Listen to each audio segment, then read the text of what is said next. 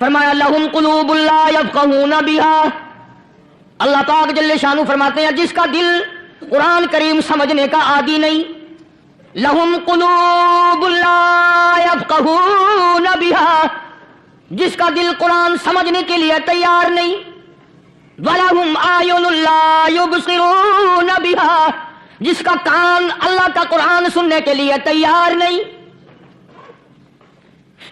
أَمْ لَهُمْ آذَانٌ لَا يَسْمَعُونَ بِهَا، أَمْ لَهُمْ آذَانٌ يَسْمَعُونَ بِهَا، جس کا کان خدا کا قرآن سننے کو تیار نہیں۔ خدائی فیصلہ سنو، اللہ کے قرآن کا فیصلہ سنو، اللہ کے کلام کا فیصلہ سنو، جس کا کان میرا کلام سننے کے لیے تیار نہیں، جس کو میرا قرآن سن کے مزہ نہیں آتا، جس کو میرا کلام سن کے حلاوت نہیں آتی، جس کو میرا کلام سن کے لذت نہیں آتی، جس کی روح تازی نہیں ہوتی، جس کو لطف نہیں آتا، جس کو کیف نہیں آتا، جس کو سرور نہیں آتا، جو میرا قرآن سننے کو تیار نہیں، جو میرا قرآن آنکھوں سے دیکھنے کو تیار نہیں، جو میرا قرآن سننے سمجھنے کے لیے تیار نہیں، آؤ پھر خدائی فیصلہ سنو۔ فرمایا اولئک کالانعام، میرا فیصلہ نہیں، کسی پارٹی کا فیصلہ نہیں، کسی فرقے کا نہیں، کسی طبقے کا نہیں، کسی جماعت کا نہیں، فرمایا اولئک کالانعام، پیدا کرنے والا مالک و خالق کہتا ہے مجھے اپنی کبریائی کی قسم یہ سارے جانور ہیں، یہ سارے کے سارے جانور ہیں، یہ درندے ہیں جو ایک دوسرے کو چیر پاڑ کر کھاتے ہیں، یہ درندے ہیں جو ایک دوسرے کا خون پیتے ہیں، فرمایا بل ہم اضل، جانوروں سے بھی بدتر۔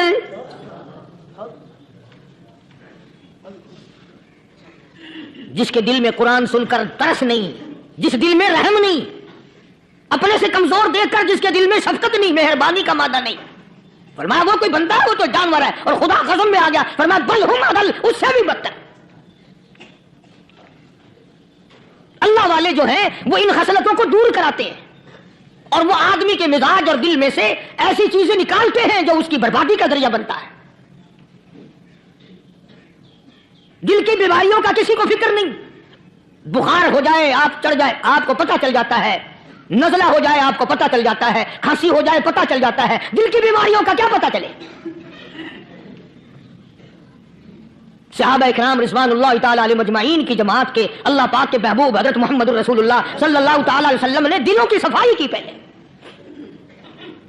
پہلے لوگ جھونپڑیوں میں کچے کوٹھوں میں رہتے تھے، نہ اتنی صفائی تھی نہ اتنی ترقی تھی۔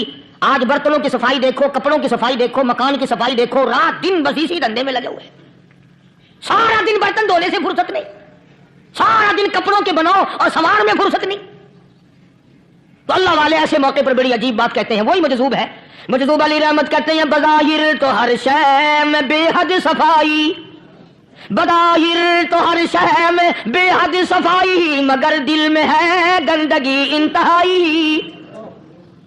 بظاہر تو ہر شے میں چہرے کی صفائی، بدن کی صفائی، نہ جانے کتنی قسم کا صابن ہے، نہ جانے کتنی قسم کے پاؤڈر ہیں، نہ جانے کتنی قسم کے شیمپو ہیں، نہ جانے کتنی قسم کے کپڑے ہیں، کیا چال ڈھال ہے، کیا نئے نئے ڈیزائن ہے۔ مجذوب کہتا ہے سب کچھ دیکھ لیا، بظاہر تو ہر شے میں بے حد صفائی، مگر دل میں ہے گندگی انتہائی۔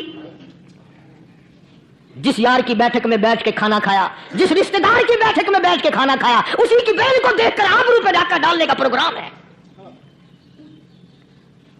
جس دوست کے گھر میں بیٹھ کے کھانا کھایا، اسی دوست کی بیوی کی عزت لوٹنے کا پروگرام ہے۔ پرانے زمانے میں اب بھی دلی جیسے شہر میں اگر دعوت کی جاتی ہے تو وہاں ایک تشتری میں نمک آتا ہے سب سے پہلے۔ عرب میں بھی دستور تھا، پرانے زمانے میں اگر کوئی دعوت کرتا، کوئی تقریب کرتا، سب سے پہلے نمک آتا تھا۔ ایک ایک انگلی ہر شخص نمک چاٹتا تھا۔ کیا مطلب؟ جس نے نمک چاٹ لیا اب وہ نمک حرامی نہیں بنے گا۔ اس گھر میں چوری کرنا، اس گھر کی آبرو کا غلط تصور لانا، اس گھر کے مال میں خیانت کرنا وہ حرام سمجھتا تھا جس گھر کا میں نے نمک چکھ لیا۔ اور مسلمانوں کی بات نہیں، ہندوؤں کی بھی یہ باتیں تھی۔ مولانا محمد علی صاحب جلندری سب قید رحمۃ اللہ علیہ فرمایا کرتے تھے کہ ایک سکھ تھا بہت بڑا ڈاکو، مسلمان اور ہندو مل کر اس کو ساتھ ملا کر کے لے گئے کہ یہاں اس گاؤں میں اس پنڈ میں ڈاکہ ڈالے۔ سفر کر کے گئے، تکلیف اٹھا کے گئے، उस सिख डाकू ने पूछ लिया कि ये कौन सा गांव है कि ये फलाना है। अगर अच्छा सारे के सारे ये तलाश करो, ये सोच विचार करो, अपने पिंड की, अपने इलाके की, किसी मुसलमान की, किसी हिंदू की, किसी सिख की, किसी चूड़े चमार की इस गांव में लड़की तो नहीं?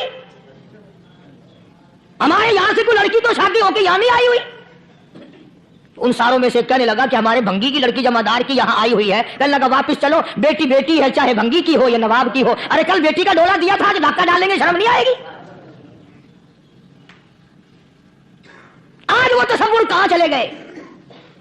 और हम सब रोते फिरते हैं सुकून नहीं, सुकून नहीं, इत्मीनान नहीं। अरे इत्मीनान आएगा कैसे? हमारे दिल बेईमान है, नीयतें खराब है, आएगा कहां से? सहाबा किराम रिज़वानुल्लाह तआला अलैहिम अजमईन की जमात ने इस कदर इस बात पे मेहनत की और कोशिश की कि गलत लुकमा भी पेट के अंदर न चला जाए। चुनांचे मैं ऐलान कहता हूं, 1,29,000 सहाबा किराम, काली कमली वाले के दीवाने और परवाने, हुजूर के यार जानिसार, हुजूर के साथ फाका खाने वाले, फाको मरने वाले, पत्थर खाने वाले, अपने बच्चों के टुकड़े होते हुए देखकर ला इलाहा इल्लल्लाह मुहम्मदुर रसूलुल्लाह की सदा बुलंद करने वाले सहाबा किराम का यह हाल था। पैदल सफर करके जाते थे यहूदी ईसाई, शाम निकल गए, फलस्तीन निकल गए, हिंदुस्तान आ गए, 2-2 साल लग जाते थे।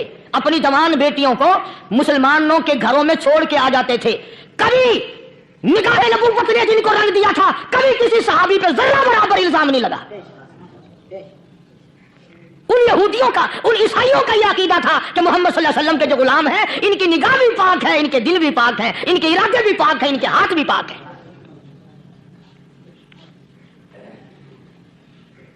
मिस्र के गवर्नर ने, मिस्र के जनरल कर्नल ने खत लिखा सैयदना फारूक आजम रज़ी अल्लाह तआला अन्हु की खिदमत में। दौरे खिलाफत है हजरत फारूक आजम का।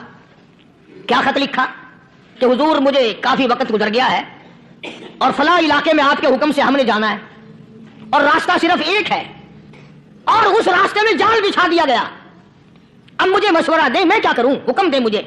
जाल क्या बिछा दिया गया कि हमें पता चल गया है ईसाइयों ने प्रोग्राम बनाया, सैकड़ों लड़कियां तलाश कर करके बड़ी खूबसूरत हसीना इकट्ठी की हैं, उनको गाने बजाने की ट्रेनिंग दी है, उनको अच्छी अच्छी आवाजों वाली लड़कियां ढूंढ के लाए हैं और उन्होंने ये प्रोग्राम बनाया कि जब मुसलमानों की फौज इस गली से गुजरेगी, इन कोठों के ऊपर चढ़ के गाना बजाना करेंगे ताकि उनके दिल में बदमाशी आए और उनका बेड़ा न रखो।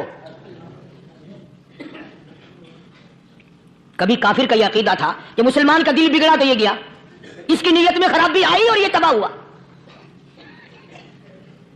जनाब फारूक आज़म रज़ियल्लाहु ताला अन्हु ने उसे यह खत नहीं लिखा कि तू कुरान पढ़ा कर, तू नफिल पढ़ा कर।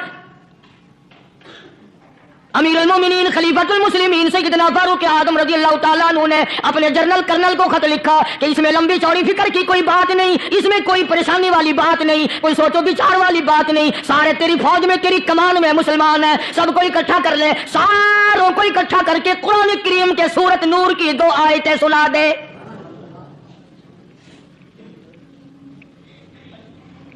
ये भी नहीं फरमाया कि सजा सुनाओ, इतने कोड़े लगेंगे, जो खिलाफ करेगा यूं कैद होगी, यूं कोर्ट मार्शल कर दिया जाएगा, कुछ नहीं। जनाब फारूक आज़म रज़ियल्लाहु ताला अन्हु की राय देखो, उनके ख्याल में कुरान करीम में इतनी बड़ी ताकत है, इतनी बड़ी अजमत है, इतनी बड़ी करामत है, कलाम इलाही में इतना बड़ा शरफ है। ऐलान कर दिया, फरमाया अपने कर्नल को सारी फौज को, लश्कर को इकट्ठा करके कुरान करीम की फुला फुला आयत सुना दे और उसके बाद बेधड़क फौज को, लश्कर को उसी रास्ते से गुजार के ले जा, बेधड़क ले जा। हाय, कभी कुरान की 2 आयतों से काम बन जाता था, अब सारे कुरान से मेरा तेरा काम नहीं बनता। कसूर कुरान का नहीं है, ये मेरा तेरा है।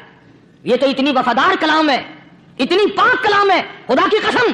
हजारों रजिस्टरों के गत्ते, हजारों चाय के डब्बे, हजारों मिठाई के डब्बे, लाखों करोड़ों दवाइयों के डब्बे गंदे नालों पे, कूड़ियों पे, रूड़ियों पे पड़े हैं और जिस गत्ते ने कुरान के साथ यारी लगा ली, खुदा की कसम कोई आदमी बगैर वजू उस गत्ते को भी हाथ नहीं लगा सकता। हजारों नहीं, लाखों कपड़े मार्केट में पड़े, पर जिस कपड़े ने कुरान से यारी लगा ली, जो कपड़ा जुस्दान बनकर कुरान पे चढ़ गया, लोग उसको भी चूमते हैं और चूमना चाहिए। यारो, कपड़े ने कुरान से यारी लगाई तो कपड़ा अजमत वाला बन गया, गत्ते ने यारी लगा ली तो गत्ता बन गया। हजारों किस्म के कागजात रोजाना जलील होते फिरते हैं, जिस कागज पे कुरान लिखा गया वो अजमत पा गया, जिस स्याही से कुरान लिखा गया वो स्याही अजमत वाली बन गई। अरे अगर मुसलमान कुरान को अपने अंदर पैदा कर ले, उसकी अजमत को बसा ले, उसको अपना लाहे अमल बना ले, उसको अपने सर पे रख ले, तो क्या ये बंदा कुरान के साथ वफादारी करे तो कुरान क्या ख्याल है, कुरान बेवफाई कर देगा?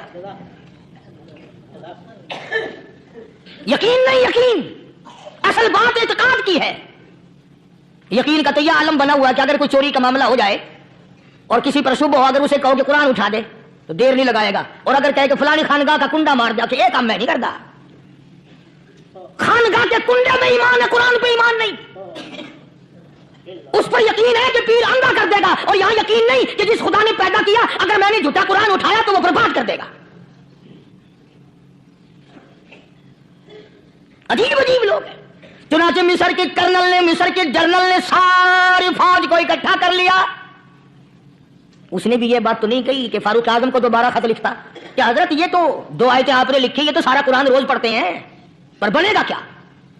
جیسے فاروق اعظم کا یقین تھا، فاروق اعظم کی فوج کے کرنل کا بھی یقین ہے، فاروق اعظم کے فوج کے جنرل کا بھی یقین ہے. اس نے ساری فوج کو اکٹھا کیا، لشکر کو جمع کیا، اور اس کے بعد کہنے لگا قل للمؤمنین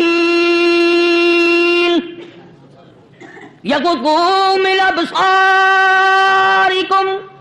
وَيَحْفَظُوا فُرُوجَهُمْ ذَلِكَ أَزْكَىٰ لَهُمْ إِنَّ اللَّهَ خَبِيرٌ بِمَا يَصْنَعُونَ.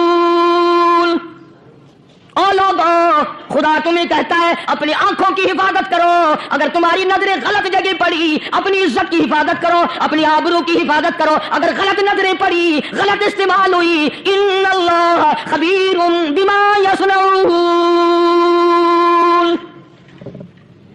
اللہ پاک تمہاری ساتھ ساتھ ہے، وہ ہر چیز کو دیکھتا جائے گا، وہ ہر چیز تمہاری دیکھے گا. چنانچہ تاریخ شاہد ہے، ابن حشام نے لکھا ہے، ابن خلدون نے لکھا ہے، اور کئی مورخین نے لکھا ہے کہ جب مسلمان جنرل نے، مسلمان کرنل نے اپنی فوج کو قرآن کی 2 آیتیں سنائی اور اس کے بعد حکم دیا چلو، تمام کا تمام لشکر چل رہا ہے. ادھر ڈھول بجا، دھماکے بجے، گانا شروع ہوا، گانا بجانا شروع ہوا، ساری فوج نکل گئی، سارا لشکر چلا گیا. لڑکیوں نے دیکھا کہ یہ تو ختم ہو گئے، نیچے آواز دے کے کہنے لگی اور جانے والوں یہ ساری فوج کئی اندھوں کی فوج تو نہیں؟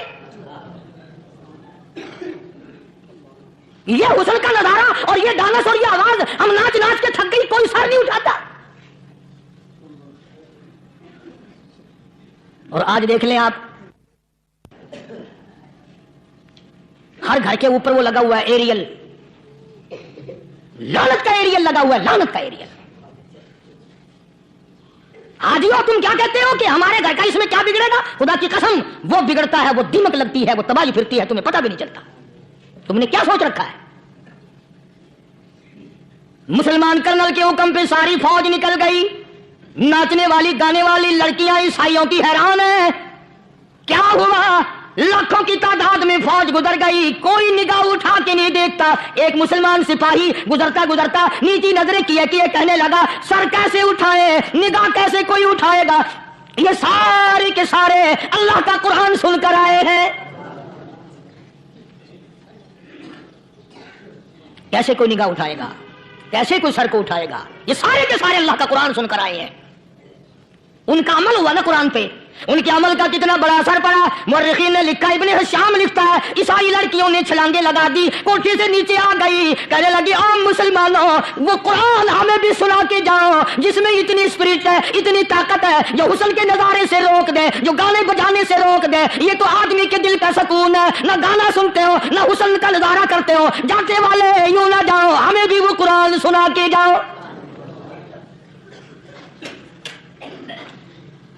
اس قرآن میں کتنی بڑی طاقت ہے، وہ کتنی عظمت ہوگی، اس میں اس کلام میں کتنی برکت ہوگی، جس کلام میں یہ تاثیر ہے کہ وہ ایسی ایسی چیزوں سے روک دیتا ہے. چنانچہ ایک مسلمان سپاہی چلتا بھی جاتا ہے اور کہنے لگا وَقُلْ لِلْمُؤْمِنِينَ وَقُلْ لِلْمُؤْمِنِينَ، قرآن کی آیت پڑھ کے سنائی. سینکڑوں نہیں بے شمار لڑکیاں ایک مسلمان کی زبان سے اللہ کا قرآن سن کے کہنے لگی اور جانے والوں چھوڑ کے نہ جاؤ، ہمیں بھی کلمہ پڑھاؤ.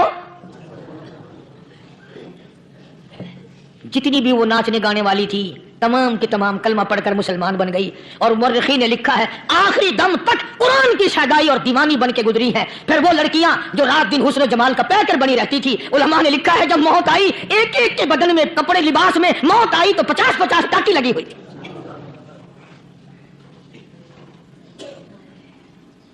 بظاہر تو آج بھی بڑی جھاڑا پونجی ہے، بڑی صفائی ہے، بڑی دوڑ دھوپ ہے.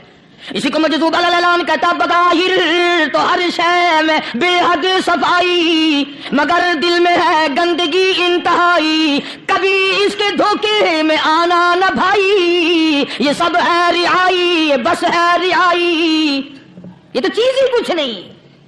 بڑے بڑے دھندے ہمیں پلٹتے دیکھے، بڑے بڑے نظام بگڑتے دیکھے۔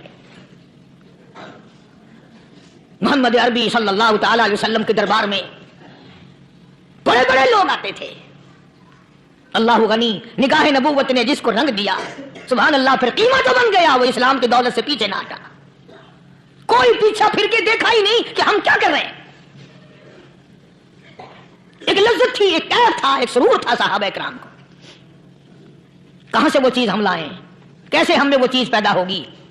جنگ بدر ہوا، بڑی بہترین بات ہے، توجہ لکھ کے لے جاؤ، انشاءاللہ قبروں میں دعائیں دو گے۔ جنگ بدر ہوا، 70 سے زیادہ کافر پکڑے گئے، مدینے میں پکڑ کے قیدی بنا کر کے لائے گئے۔ تنگ دستی کا زمانہ ہے، 1 سال نہیں ہوا مسلمان اجڑ کے آئے تھے، مار کھا کے آئے، پریشان ہو کر آئے، دن دولت چھوڑ کر لٹا کر آئے، ان کے پلے کیا تھا؟ شام کا وقت ہوا، مدنی کریم صلی اللہ تعالی علیہ وسلم نے مسجد کے دروازے میں کھڑے ہو کر اعلان فرما دیا، کون ہے، کون ہے جو میرے مہمانوں کو کھانا کھلائے؟ اور وہ مہمان کوئی شہنشاہ نہیں تھے، ہیں بھی کافر، ہیں بھی اسلام کے دشمن، آئے بھی صحابہ کرام کو مارنے، میدان جنگ سے پکڑ کے لائے گئے، جنگی قیدی ہیں۔ اس نبی کی طرف کبھی منہ کیا کر جس نبی کا تو غلام ہے، امتی بنا پھرتا ہے۔ فرمایا کون ہے جو میرے مہمانوں کو کھانا کھلائے؟ صحابہ کرام میں سے کسی نے 2 پکڑ لیے، کسی نے 1 کو ساتھ لے لیا۔ ایک بنادار سا غریب سا صحابی ہے، اس نے ساتھ لے لیا ایک مہمان اور گھر لے کے گیا۔ بیوی کو کہنے لگا کہ کھانا کتنا ہے؟ کہ بس 1 آدمی جوگا ہے، 1 آدمی کی کافی ہوگا۔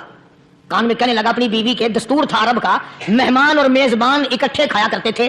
اپنی گھر والی کے کان میں کہنے لگا کہ اس کے آگے کھانا رکھ دیں گے مہمان کے، جب یہ کھانا شروع کر دے گا کسی بہانے سے دیوا بجھا دیو، میں یوں ہی منہ کو خالی ہلاتا رہوں گا، یہ کھانا کھا لے گا، پیٹ بھر جائے گا اس کا۔ چنانچہ کھانا آگے رکھ دیا، جو کچھ بھی تھا۔ اس نے کھانا شروع کیا کہ جی آپ بھی کھائیں، کہ ہاں میں بھی کھا رہا ہوں۔ بس یوں ہی کھانے میں بھی ہاتھ لگائے، منہ کو بھی ہاتھ لگائے اور منہ کو چلائے بھی برابر۔ بیوی نے چراغ بجھا دیا۔ یہ عمل تو صحابی کر رہا ہے اپنے گھر میں۔ ادھر قرآن کریم نازل ہو گیا محمد کریم صلی اللہ علیہ وسلم کی ذات پہ، فرمایا وَيُؤْثِرُونَ عَلَىٰ أَنفُسِهِمْ وَلَوْ كَانَ بِهِمْ خَصَاصَةٌ وَمَن يُوقَ شُحَّ نَفْسِهِ فَأُولَٰئِكَ هُمُ الْمُفْلِحُونَ۔ اور میرے محبوب مبارک ہو، تیری امت میں ایسے لوگ بھی ہیں جو اپنا منہ خالی ہلا رہا ہے، بیوی بھوکی بیٹھی ہے، چراغ بجھائے بیٹھی ہے اور اپنے ہاتھ کو خالی چلا رہا ہے، اور میرے بندے کا پیٹ بھر رہا ہے۔ اور میرے محبوب مجھے اپنی عظمت کی قسم، میں تیرے ان دیوانوں پہ جنت واجب کر چکا۔ اب حضور صلی اللہ علیہ وسلم نے تو ان کو نہیں سکھایا تھا کہ تو جا کے ایسا کرنا، قدرتی مزاج ایسا بنا دیا تھا۔ ایک اور موقع ہے مدینے پاک میں، جنگی قیدی اور جگہ سے اسی طرح سے آئے۔ ایک صحابی ایک اور آدمی کو، جنگی قیدی کو کافر میں گھر لے گیا۔ بیوی کہنے لگی کہ 1 ہی آدمی کا کھانا ہے بس، انہوں نے کہا اس کو دے دو۔ وہ کافر جنگی قیدی کہنے لگا جی آپ بھی کھائیں، کہنے لگا بھی بات ہے صاف، 1 آدمی کا کھانا ہے، تو کھانا کھا، میں درخت کے پتے چبا لیتا ہوں۔ وہ کہنے لگا میں کھاؤں گا پتے۔ انہوں نے کہا تو رئیس آدمی ہے مکے کا، میں پرانا غریب ہوں، مجھے پتے چبانے کی عادت ہے، تیرے پیٹ میں درد نہ ہو جائے، میں عادی ہوں پتے چبانے کا۔ اس نے پتے چبا لیے۔ کافر مسافر اور مہمان جو تھا جنگی قیدی، اس کو کھانا کھلا دیا۔ دوسرے دن پھر ایسی نوبت آئی، اس نے کہا آپ بھی میرے ساتھ کھانا کھائیں گے؟ کہ نہیں بھائی تو کھا، میں پتے چبانے کا عادی ہوں۔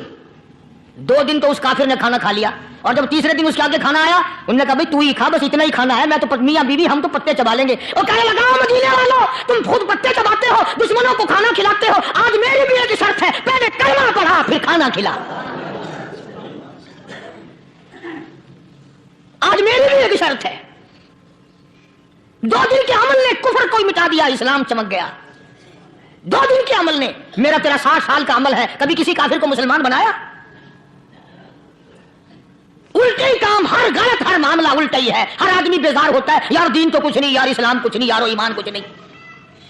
اسی کو قرآن کریم نے للکار کے آواز دے کے فرما دیا لوگوں ایسی گڑبڑ نہ کرو ورنہ میں وہ خدا ہوں فَأَخَذَتْكُمُ الصَّاعِقَةُ وَأَنْتُمْ تَنظُرُونَ۔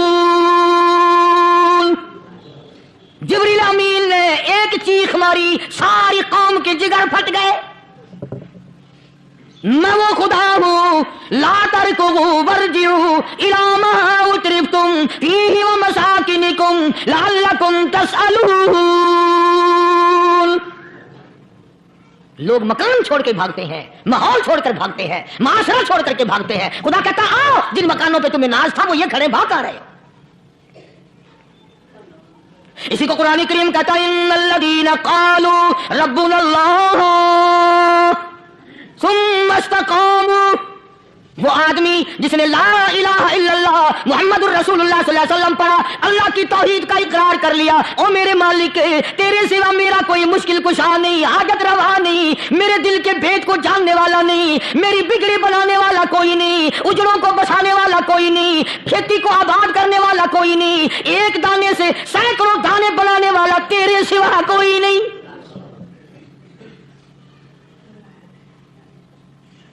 کھیتوں میں جاؤ، کبھی یہ تو سوچو کہ دنیا میں حکومتوں نے کتنے مل لگا رکھے ہیں، چینی کے شکر کے کتنے مل ہیں، کتنے ڈیپو ہیں، پھر بھی قلت ہو جاتی ہے. اور یہ اللہ میاں نے کتنا میٹھا کیلے میں، سنترے میں، مالٹے میں، انگور میں، سیب میں. کبھی یہ بھی سنا کہ اللہ میاں کا شوگر مل فلاں علاقے میں لگا ہوا ہے.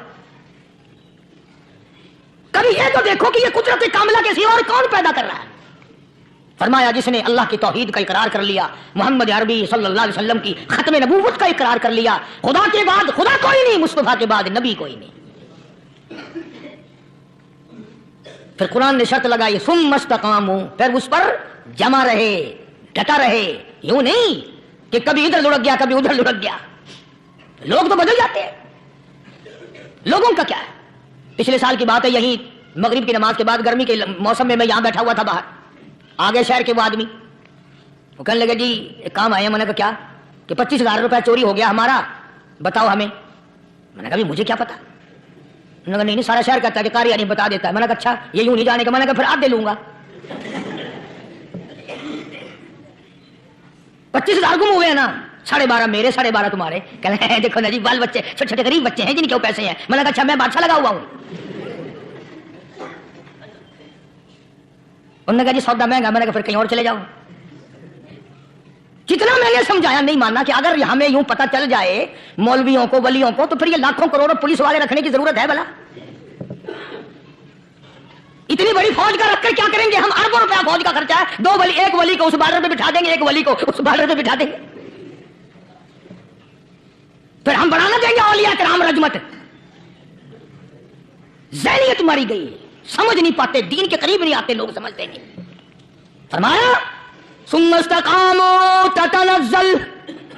تتنزل علیہم الملائکۃ الا تخافوا ولا تحزنوا وابشروا بالجنہ التی کنتم توعدون.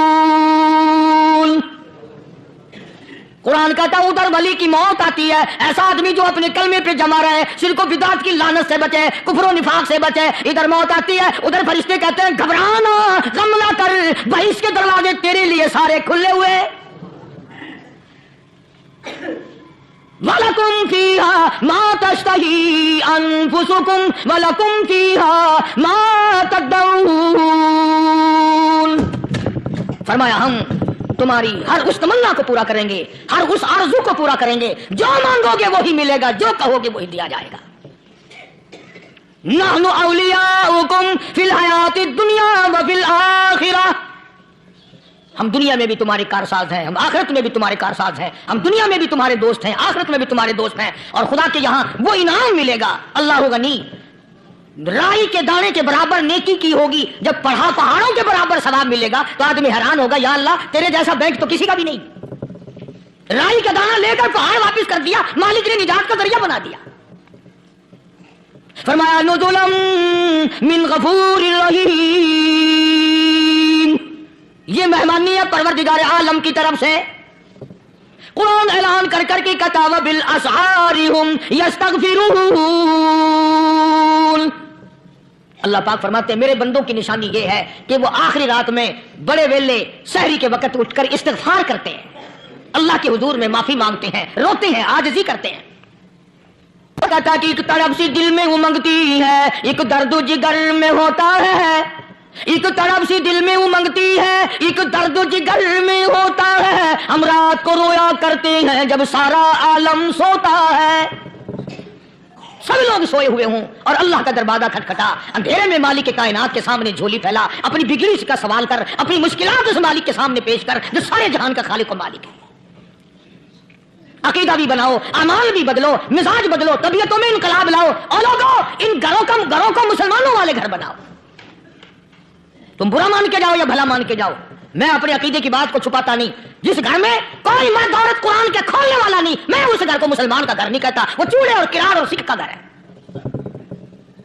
تمہیں یہ سکھایا کس نے ہے کہ مرنے کے بعد قرآن پڑھا جاتا ہے اور ساری زندگی میں نہیں پڑھا جاتا؟ یہ قرآن مردوں کے لیے تھوڑی آیا، یہ زندوں کے لیے آیا ہے۔ حدیث پاک میں آتا ہے، حضور کریم صلی اللہ علیہ وسلم نے فرمایا، عیسیٰ علیہ السلام ایک قبرستان سے گزرے، گورستان سے گزرے تو ایک قبر کو دیکھا، وہ نبی ایسا تھا، اس کے معجزات ایسے تھے، قبر میں دیکھا تو ایک بڑھیا جل رہی ہے، سڑ رہی ہے، تباہ ہو رہی ہے، رو رہی ہے۔ تو عیسیٰ علیہ السلام پناہ پناہ کر کے وہاں سے گزر گئے۔ چند دنوں کے بعد جو اسی قبر کے پاس سے گزرے تو عیسیٰ علیہ السلام کو دھیان آیا اس قبر میں ایک بڑھیا بڑی عذاب بھگت رہی تھی، مگر اس دن جو دیکھا وہ تو عیش میں بیٹھی ہے، تخت میں بیٹھی آرام کر رہی ہے۔ سیدنا عیسیٰ علیہ السلام نے اللہ پاک سے سوال کر دیا، الہی مرنے کے بعد تو آدمی کو نیکی بھی نہیں کر سکتا، اس نے کیا کر لیا جو اس کا سارا نظام بدل گیا؟ آواز آئی، اے عیسیٰ، لکھ کے لے جاؤ، یہ بات حضور کا فرمان ہے۔ فرمایا، اے عیسیٰ، اس مائی کے چھوٹے سے پوتے نے استاد کے پاس جا کر کے پڑھا بسم اللہ الرحمن الرحیم، اس ننھے سے منہ سے، چھوٹے سے منہ سے جب یہ لفظ نکلا، اے اللہ تو بڑا مہربان ہے، تو بڑا کریم ہے۔ عیسیٰ چھوٹے سے منہ سے جب نکلا، وہ تو معصوم تھا، اس کے منہ سے جب نکلا نا کہ میں بڑا مہربان ہوں، میں نے اس معصوم بچے کے صدقے میں اس کی دادی پہ کرم کر دیا۔ اس کے نام میں بڑی برکتیں ہیں، اس اللہ کا نام لینے میں بڑی برکتیں ہیں۔ گڑ میں مٹھاس ہے، اللہ کے نام میں مٹھاس نہیں، ٹافیوں میں مٹھاس ہے، اللہ کے نام میں مٹھاس نہیں۔